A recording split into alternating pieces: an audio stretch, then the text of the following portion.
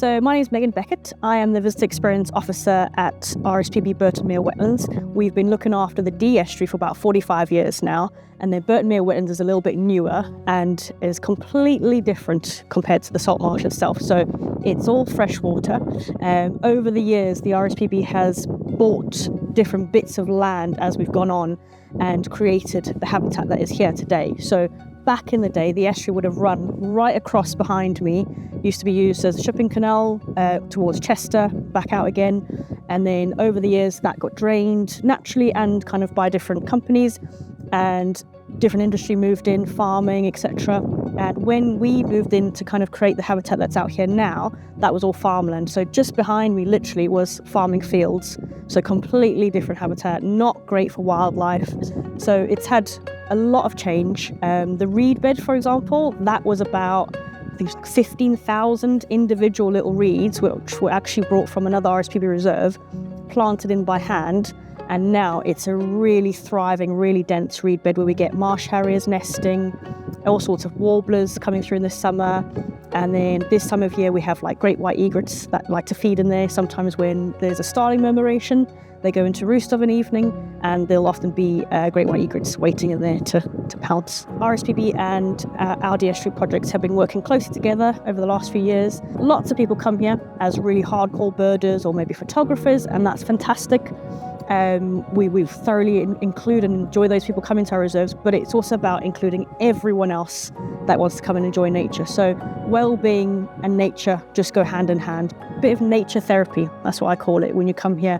And like I say, you don't have to know what you're looking at. It's just about taking a pause from life and just appreciating kind of what nature is and how it can help us. So for me, it's part of that well-being stuff. So either coming here very early morning when there's no one else around and just sitting in the centre, literally watching the sunrise sometimes, that's just magical. You know, that's just those moments you can't really put into words. It's just being with nature, pausing for a moment. But the other thing is then being out on the marsh and watching a sunset. And you've got egrets coming into roost, you've got pink-footed geese in their thousands coming into roost. And just knowing that the work that we do is protecting those species, that really gives me a really good sense of well-being for myself, to be honest. So the other big highlight that I like to talk about is point of air on the Welsh side. So we manage the land out there, and particularly in the summertime, that's really important because we have little terns that nest out there. And that piece of land out there is really interesting, but also really kind of volatile in a way, because every single year, as we have winter storms that come through, that landscape physically changes. So the beach gets washed away and basically re-landscaped every year.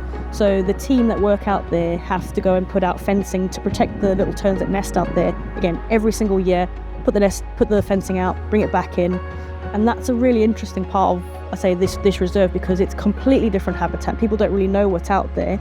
A lot of people go down to Talaka, which is that area, because there's caravan sites and they just see it as a nice little kind of touristy spot. But once you engage with people and start to show them what's out there, it's really amazing how interested they start to get about it. And there are two sides, there's English and Welsh, but actually it's all connected.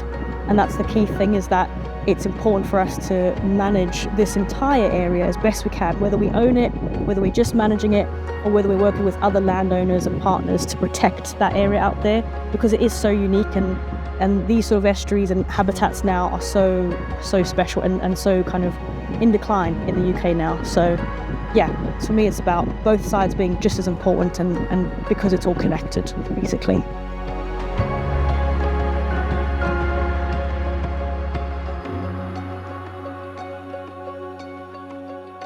Yeah, I'm Dan Trotman. I'm the Visitor Operations Manager for the RSPB Dee Estuary Reserve, so responsible for all of the people engagement and spreading the word of the reserve and the RSPB, inspiring people to visit, particularly Burton Mere Wetlands, where we've got fantastic facilities for people to get closer and enjoy the birds of the Dee Estuary. The Dee Estuary, it's a really vast estuary, lots of intertidal land ranging from mudflats and salt marsh to some shingle beach up at Point of Air.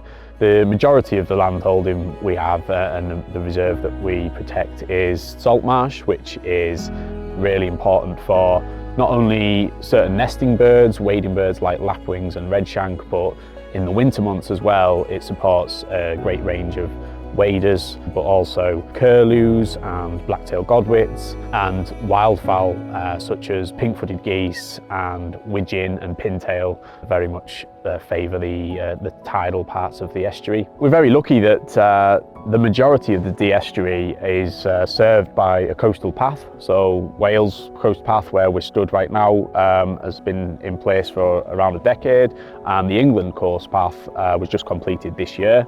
But that does mean that the vast length of the Dee estuary shoreline can be walked and in some places cycled by all members of the public, which is fantastic. They get to see the view you've got behind me and enjoy the fantastic spectacles of birds in particular that are thriving out there on the estuary. There are areas of salt marsh that are quite easily accessed by members of the public from the coastal path, and there is an issue for us of people walking out onto the salt marsh in areas that are under our management. We are trying to protect the marsh as a nature reserve, and yet there is still quite high levels of human activity out there, also popular with dog walkers, and we've observed over the years a lot of disturbance to birds, flocks of birds in the winter months being caused to fly away from pools because dogs, especially when not on a lead, will go chasing birds, just doing what is in their instinct. But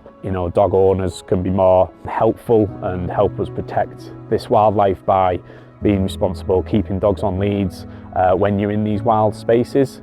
So yeah, we just love more of the public to respect that and want to support our work as well.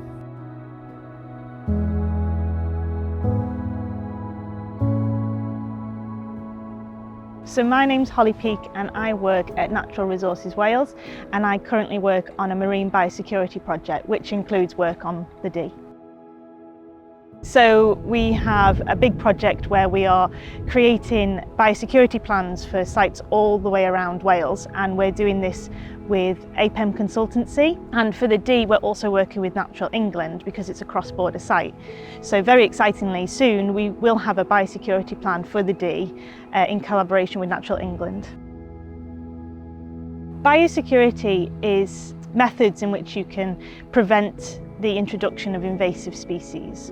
So an example of that would be if you're a paddleboarder and you go for a bit of a jaunt on the River Dee. When you get out, you need to clean your kit and dry it before you move on to the next site. Because if you don't do that, sometimes you can take invasive species that you will find on the Dee to the other site, and some of these species are microscopic or they're little fragments, so you can't really see them with your bare eyes. So it's really important to make sure that all your kit is clean before then going on to have another adventure. Working together has been really good. Obviously there's a Welsh side and an English side, but invasive species don't abide by that. So working together has made sure that the actions that we've suggested work for everyone and that people are talking, and we really hope that going forward we'll work together more to put more actions in place and to work on the Dee together rather than separately. Hi, I'm Neil Smith. I'm a Senior Conservation Officer with Natural Resources Wales. My job is primarily to do with the nature conservation aspects of various habitats and species in Wales. And the Dee estuary is an area that I cover. The Dee straddles both the English and the Welsh border, so there are certain things that are regulated in Wales only, certain things that are regulated in England only, and most of it is sort of regulated as a whole. But because there are different bodies in both countries through the devolved powers to Wales, I think there's a perception that we don't talk to each other across the boundary, and because basically the habitats and the species that are there don't know there's two different countries.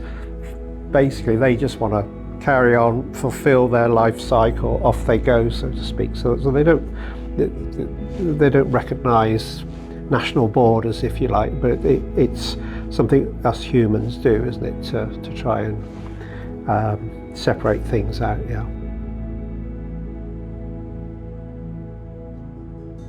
My name is Dawn Beach and I'm the Senior Dee Conservancy Advisor for Natural Resources Wales. I work with a harbour master and a marine engineer, And our main duty as the Harbour Authority is to mark the main channel through the estuary to make sure that users are safe. So that's our commercial fishermen, recreational boaters, and other larger crafts as well that occasionally come into the estuary.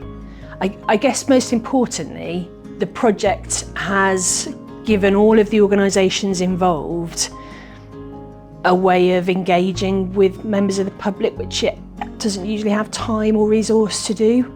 It wants to do it, but we've got statutory legal work that we need to keep doing, and so this project has enabled us to make those contacts. Yeah, so that's where I see our estuary's strengths. I would love to see more people on the estuary. We have to be really careful how we do that because it is dangerous.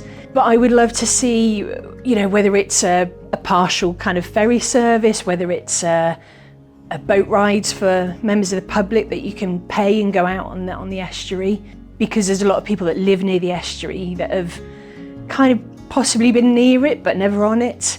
And yeah, it opens up possibilities, that there are careers on the water that local kids might not really have factored in because they've not been able to kind of experience that. So that's one of my wishes for the future, as well as working more coherently across that England and Wales border.